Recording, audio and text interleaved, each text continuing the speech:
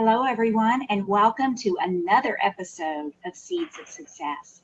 I'm Dottie Sammartine, and with me today is my colleague, Jay Nephew. Hey, Jay. Hey, everybody. Hey, Dottie. How's it going? It's going great. Jay, I'm going to let you kick this episode off by letting our listeners in on what we're going to be talking about today, because it's really a topic that is so relevant right now.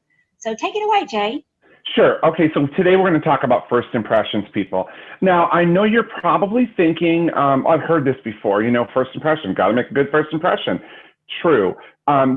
You're probably thinking about a personal first impression, the way I did when we wrote down this topic and we were going to talk about it.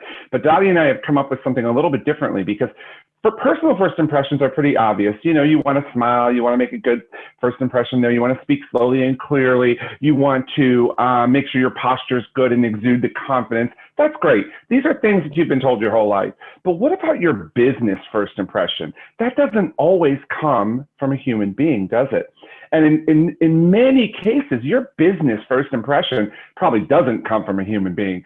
Let me give you the first thing that I come to mind when I'm looking at going somewhere, doing something. My first impression comes from when I'm looking for the information on a website, right? Dottie, this is your pet peeve. If I go to your website, I have a lot of pet peeves on this subject. Well, that is, how about this? Just one of my pet peeves. It's one of your pet peeves. No, that's true. So if I'm looking up, your friend says, "Oh my God, that new restaurant's amazing. We went to Whiskey Cake for the first time." I got to tell you, it was amazing. But when I went to their website, I was wowed because it was beautiful. It was easy to find stuff. I could even reserve a table if I wanted to through the Open Table app or right directly with them. Like, they made it really easy to be a consumer. So my first impression of that restaurant was the pictures were gorgeous and inviting. The food looked delicious, and I was like ready to go, right? But oftentimes I've gone to research going somewhere or to something or about a product, and it was a hot mess, and I couldn't find what I was looking for. That sets the wrong tone right there. So yes. First impression might be a website. What else might it be, Dottie? Well, actually, Jay, there's many touch points when it comes to the customer experience. And the touch points all are opportunities to make a great first impression. So by that, I mean, if a customer, you talked about a customer looking into the website and that experience. It could be how your employees are answering the phone. Maybe a customer's calling to get information that's never been in your center before. Maybe it's as simple as that customer has decided to have an experience there, and they turn into your parking lot, and it's the most beautiful parking lot they've ever seen. It's got greenery in it, and it's clean, it's well striped. Yeah, there's no trash. They can find a space easily. No the spaces are well laid out. But can I go back to the phone thing for Dottie? Because that's interesting what you said. You said sometimes your employees might not be answering the phone to the best of their abilities, or they might be, they might have an attitude about it. What if you don't have employees answering the phone and you have this crazy phone tree? That's a turnoff too. So if you have an automated system, is it easy for people to use? Is it, simple to get the information you want? And, speaking along those lines, Jay, another huge turnoff is when you call a center and you're put on hold, and the hold music is gosh awful. It sounds like something out of the 50s. It's blaring so loud that there's distortion on the phone thing, and you're like, this is super easy to fix, Right, but you have to be aware that can become a negative first impression. Other ways that can, that customers can get a first impression of your center is, what they're seeing on social media. Is it a true representation of your brand? Does it shout fun? Does it shout professional? Does it shout clean? If you're not, or how are you replying to? Yeah, are you replying? That's even half the battle for some of our businesses. They don't take their social media as if the person was standing right in front of them at the front desk, giving them a compliment or giving them some concern to address. That's exactly the same way you should attack your social media. Those people aren't in your business, but they might be delivering a compliment. You should respond to that in a timely fashion. Thank them for their comment, thank them for visiting them, and encouraging them to come back. Speaking of speaking slowly and clearly, I'm not giving a good first impression today. But Jay, then, go ahead.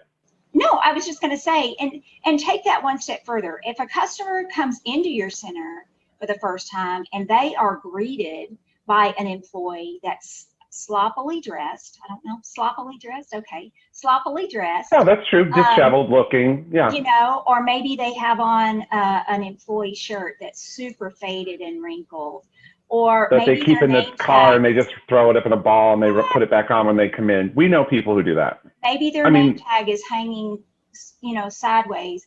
All those sound like, you know, micromanaging your employees, but it's really a matter of you setting that expectation of what you want that employee to look like and how you want them to react.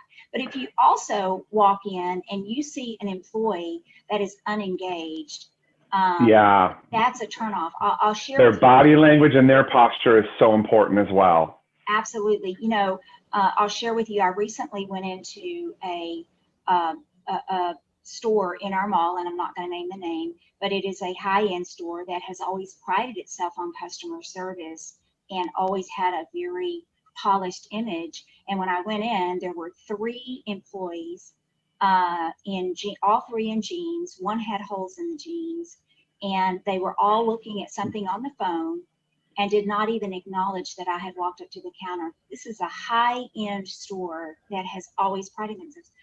I was turned off. It wasn't my Well, first you're a impression, baby boomer. That's why you're a boomer. but the fact that they did not acknowledge when I walked up. And There's no reason for that. None at all. None at all. So it was definitely, they got a new first impression. My very first impression was stellar because the service was always impeccable. As soon as you walked up, they knew. They made eye contact with you if they couldn't acknowledge you right away, and they took care of you. So, you know, we say we Here's have the thing you bring up, Dottie. What's that? Here's an interesting thing, Dottie, because we're talking about, we're getting a little off topic, but not really, because we have to teach the younger generation, these Gen Xers that are now, and these Gen Zers, excuse me, that are now your employees, these 9 to 24-year-old-ish people. So you've got the higher end of that Gen Zers that are being employed. They need to be oftentimes taught people skills, the social skills. They need to be taught to look up and make eye contact just like you expected to, because their generation is learning from a phone. They're not learning from human interaction. So you have to put that time and effort in if you want your brand to have that same feel as you did 10, 15 years ago. You have to teach that behavior to your new ones.